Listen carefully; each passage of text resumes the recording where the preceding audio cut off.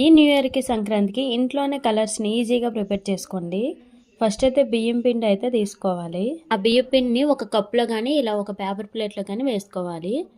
మన ఇంట్లో food colours ఉంటాయి కదా, ఆ ఫుడ్ కలర్స్ని కొంచెం తీసుకొని ఆ పిండిలో అయితే కలుపుకోవాలి.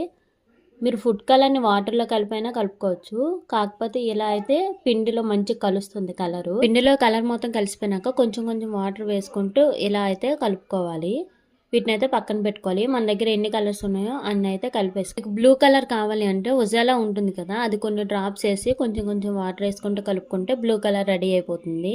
కలర్లో వాటర్ ఎక్కువ వేసినా సరే, అలాగే ముద్దలు ముద్దలుగా వచ్చేసినా సరే, ఒకసారి మిక్సీ జార్లో ఆన్ చేసుకోండి. ఇలా పొడి పొడిగా అయిపోతుంది. ఇలా ప్రిపేర్ చేసుకున్న కలర్స్ ని ఒక 2 hours ఎండలో పెట్టుకుంటే కలర్స్ రెడీ అయిపోతాయి. కంప్లీట్ గా డ్రై అయ్యాక మీకు అక్కడక్కడ రాల్ లాగా అనిపించిందంటే ఒక 20 seconds మిక్సీ ఆన్ చేసుకుంటే చాలు. ఇలా నీట్ గా కలర్స్ రెడీ అయిపోతాయి. ఫుల్ వీడియో కావాలి అంటే కింద లింక్ ఇస్తాను, ఆన్ చేయండి.